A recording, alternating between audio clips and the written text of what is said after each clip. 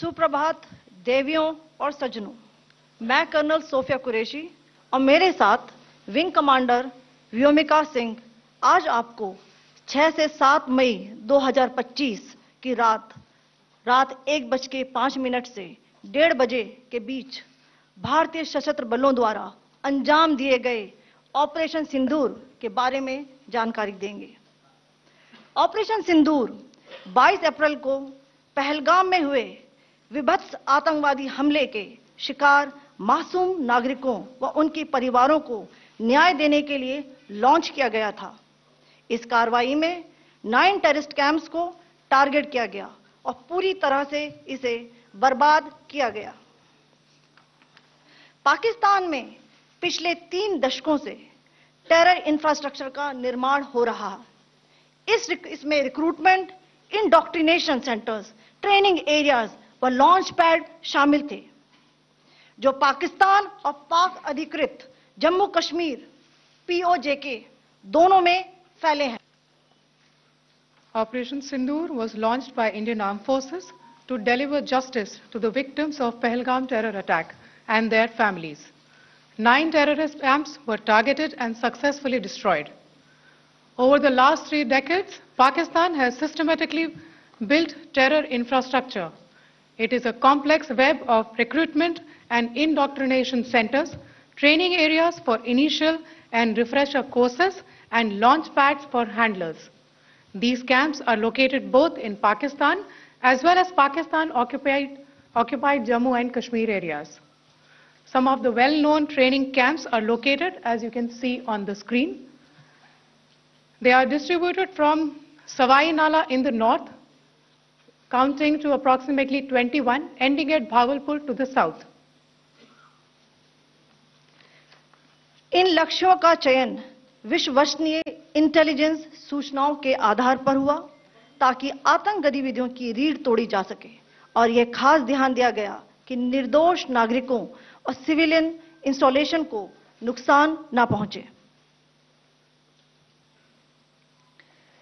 The selection of these targets for Operation Sindoor was based on credible intelligence inputs and role of these facilities in perpetrating the terror activities.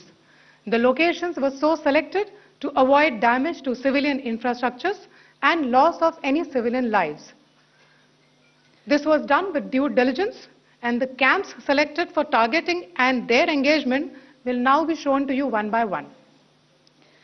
POJK के target मैं आपको बताना चाहूंगी। सबसे पहले Sawai camp Muzaffarabad, जो कि POJK के लाइन ऑफ कंट्रोल से 30 किलोमीटर दूर है। यह एक लश्कर तौयबा का ट्रेनिंग सेंटर था। 20 अक्टूबर 2024 सोनमर्ग, 24 अक्टूबर 24 गुलमर्ग, 22 अप्रैल 2025 पहलगाम, इन हमलों के आतंकियों ने यहीं से प्रशिक्षण लिया था। सैयदना बिलाल कैंप मुजफ्फराबाद, यह एक जैश ए मोहम्मद का स्टेजिंग एरिया है।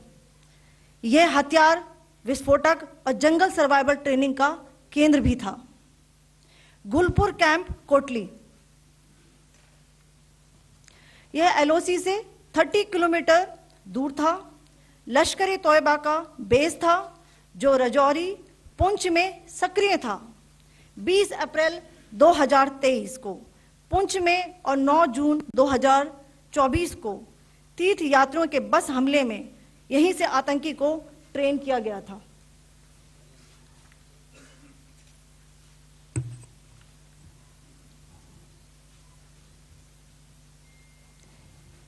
बरनाला कैंप भिंबर, यह LOC से 9 किलोमीटर दूर है।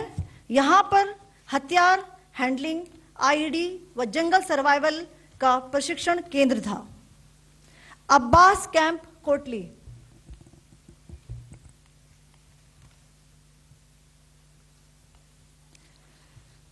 यह LOC से 13 किलोमीटर दूर है। लश्कर तौयबा का फिदाइन यहां तैयार होता था। इसकी कैपेसिटी 15 टेररिस्ट को ट्रेन करने की थी।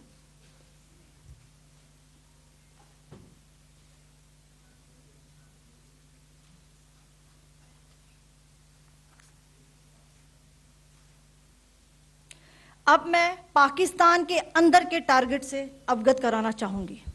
पहला, सर्जिकल कैंप सियालकोट। यह अंतर्राष्ट्रीय सीमा से 6 किलोमीटर की दूरी पर है, सांबा कठुआ के सामने।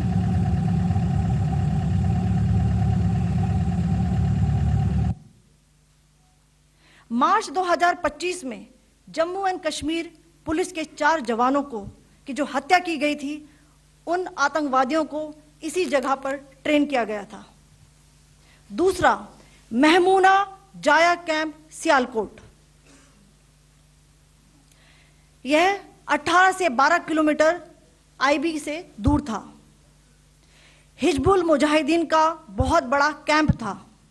यह कठुआ जम्मू क्षेत्र में आतंक फैलाने का नियंत्रण केंद्र था। पठानकोट एयरफोर्स बेस पर किया गया हमला भी इसी कैंप से प्लान और डायरेक्ट किया गया था। मरकज ताइबा मुरीद के, यह आईबी से 18 से 25 किलोमीटर दूरी पर है।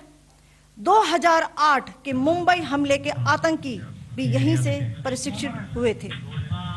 अजमल कसब व डेविड हेडली भी यहां ट्रेन हुए थे।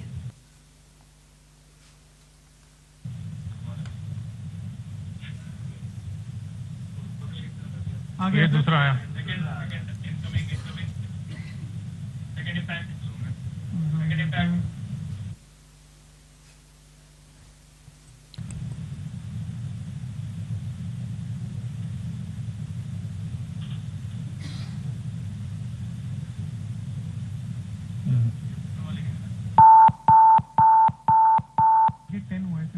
टारगेट 10 हुआ, एंक्लोजर सेम ही है।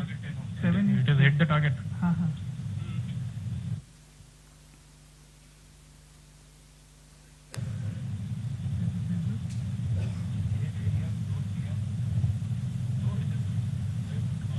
पीछे आ गया sir, impact.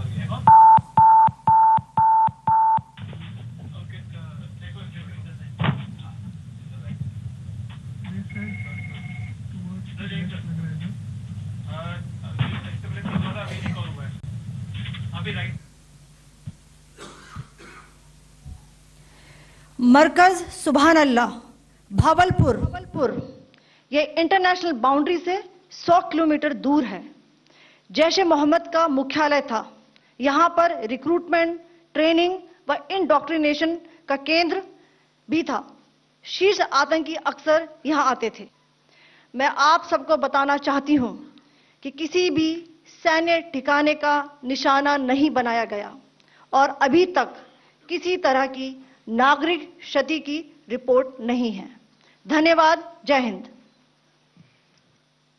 The strike on the terror camps were undertaken through precision capability, as shown to you. A niche technology weapons with careful selection of warheads was ensured so that there will be no collateral damage. The point of impact in each of the target was a specific building or a group of buildings. All the targets were neutralized with clinical efficiency, and the results reiterate the professionalism of the Indian Armed Forces in the planning and execution of their operations. No military establishments were targeted. India has demonstrated considerable restraint in its response.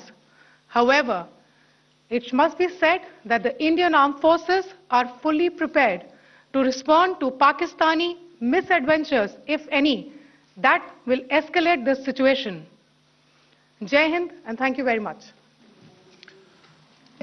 Ladies and gentlemen, friends in the media, I ask your indulgence today in view of the fact that this is still an evolving situation. We will therefore not be able to take questions and answers today, but we will come back for more updates and more briefings shortly. Thank you all very much for joining us this morning. Thank you. Jai Hind.